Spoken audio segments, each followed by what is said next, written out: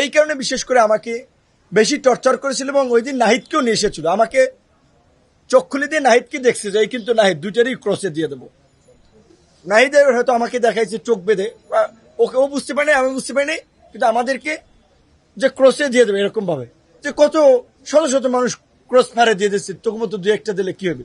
তাদের আচরণটা এরকম ছিল। আমাকে 18ই জুলাই ভোর রাতে বা মধ্যরাতে 3টা কি 3:30টার দিকে আমাকে তুলে নিয়ে যাওয়া হয়। আমি তো আমার ছোট বাচ্চা আমার কাপড়ে প্রস্রাব করে দিয়েছিল, আমার কাপড়টা ভিজা। আমি বলেছিলাম যে ভাই আমি কাপড়টা চেঞ্জ করে যাই।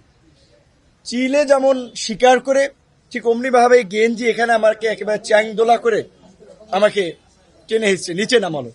আমার বাচ্চা প্রস্রাব করার কাপড়টা পর্যন্ত আমাকে চেঞ্জ করতে দিল, আমার পায়ের জুতাটা পর্যন্ত আমাকে নিতে দেয় নাই। কিন্তু গাড়িতে উঠেই এই জম টুপি বলে যেটা, কালো টুপি পরাইলো, হাই সাউন্ডে মিউজিক গাড়িতে।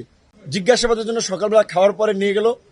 কারণ হচ্ছে আমি নাহিদ এবং সার্জিসের সাথে ফোনে আলোচনার পরে ওদেরকে বলেছিলাম যে এই 8 দফা দেওয়া যায়।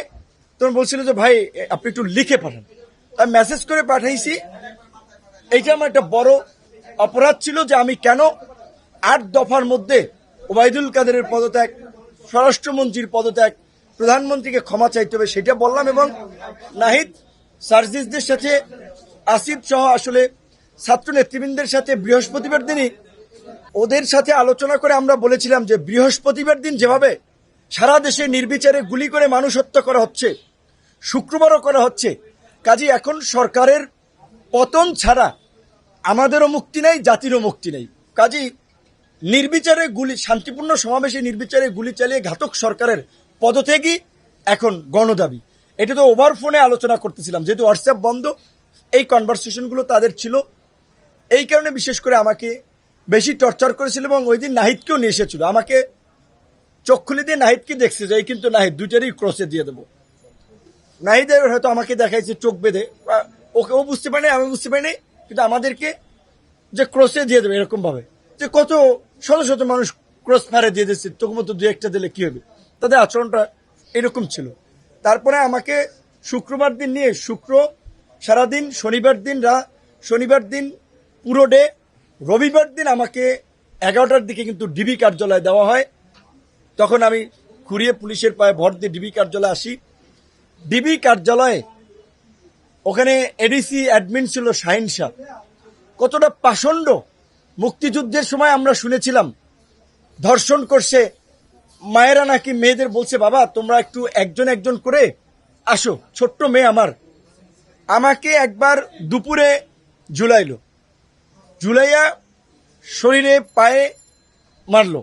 কেন মারছিলেন? তাদের কিন্তু বেশিরভাগ ক্ষোভ হচ্ছে যে শালা তুই প্রধানমন্ত্রীকে নিয়ে কেন গালিগালাজ করিস, তুই আওয়ামী লীগের আমলে বিপি হইছস, তুই সরকার উৎখাতের আন্দোলনে কেন তারেক রহমানের টাকায় তারেক রহমানের হয়ে তুই আন্দোলন করস। এই ল্যাঙ্গুয়েজ মানে প্রফেশনাল কোনো খুব জিজ্ঞাসাবাদ না, জিজ্ঞাসাবাদ যা করেছে। আবার একটা দেখেন, এই যে নাট্যকার ডিবি হারুন, আমি বলছি যে বাতের হোটেল ম্যানেজার, আমি বলছি যে তিনি নাট্যকার, দারুণ অভিনেতা। নাট্যকার ডিবি হারুন, আন্দালিব রহমান পার্থর সাথে আমার ব্যক্তিগত সম্পর্ক ছিল। আমি ঈদের আগে তাকে বলছিলাম যে আমি একটু ফ্যামিলি ক্রাইসিসে, আপনি 10 লাখ টাকা আমাকে ধার দেন, আমি আপনাকে আবার দিব হানে।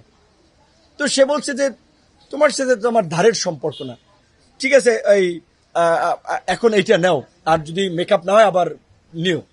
সে 4 লাখ টাকা ধার, মানে আমাদের একটা ব্যক্তিগত সম্পর্কে যে ঈদের আগে সেইটারে বানাইছে 64 লাখ টাকা দিছে নাকি, এবং কত ধরনের রং চং মাখাই প্রচার করলো।